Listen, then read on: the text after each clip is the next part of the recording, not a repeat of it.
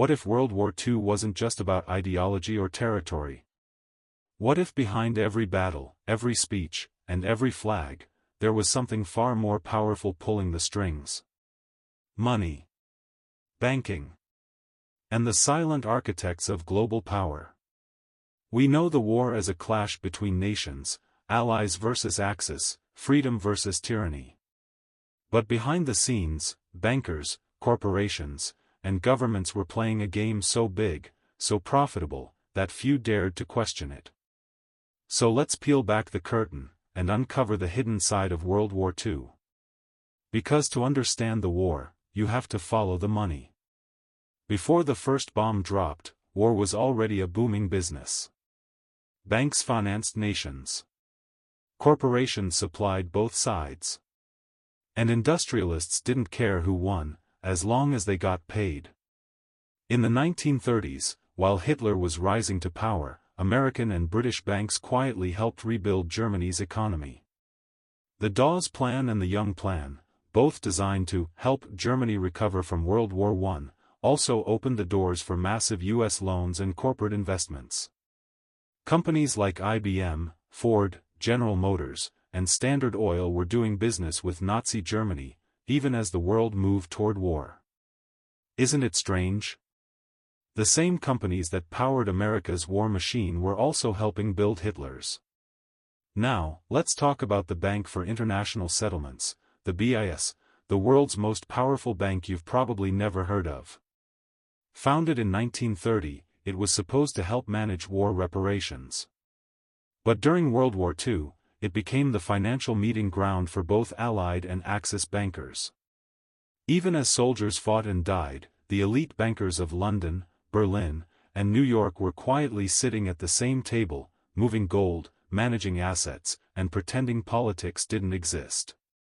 One of its founders, Montague Norman of the Bank of England, was close friends with Hjalmar Schacht, Hitler's banker. They exchanged letters, met secretly, and continued transactions long after the war began. So, while ordinary people were told to hate the enemy, their money was working together in Switzerland. Wars cost trillions, but someone always profits. When the U.S. finally entered the war in 1941, the economy shifted overnight. Factories roared back to life, unemployment vanished, and Wall Street surged. The Great Depression was effectively solved, not by peace, but by war. Military production made billionaires out of defense contractors. Banks financed the war bonds. The Federal Reserve printed oceans of money. And after 1945, when the smoke cleared, the United States emerged not just as a victor, but as the new financial empire of the world. Maybe the biggest winner of World War II wasn't a country at all, but a currency. In 1944, even before the war ended, 44 nations met in a small resort in Bretton Woods, New Hampshire. Their goal? To rebuild the world economy, but under new rules. At that conference, the US dollar was chosen as the world's reserve currency, replacing the British pound. The World Bank and the International Monetary Fund were created, both headquartered in Washington, D.C. And the message was clear. From now on, the global economy would run through America's banking system. This was the moment financial dominance replaced colonial dominance.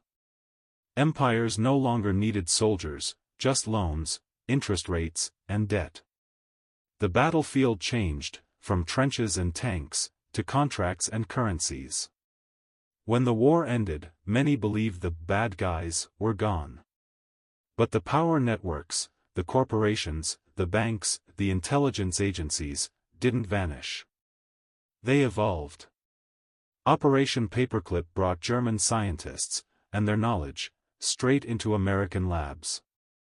Former Nazi industrialists quietly rejoined global business circles.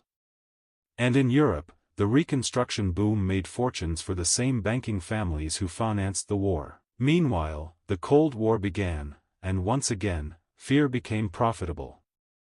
Weapons, oil, technology, intelligence, all became tools in a new kind of invisible war. The world map changed, but the game didn't. What if World War II never really ended, it just changed its form? So, what does this all mean? It means that wars aren't only fought for freedom or ideology, but for control. Control of money. Control of resources. Control of the system that decides who stays rich and who stays poor. Every bullet has a price. Every tank has an investor. And while generations fight and die, someone, somewhere, is balancing the books. World War II wasn't just the deadliest conflict in history. It was the moment when financial power officially conquered the world. And maybe, the true lesson of that war, is that if we don't question who profits from conflict, history will keep repeating itself. Because in the end, the real war has never been about nations. It's been about money.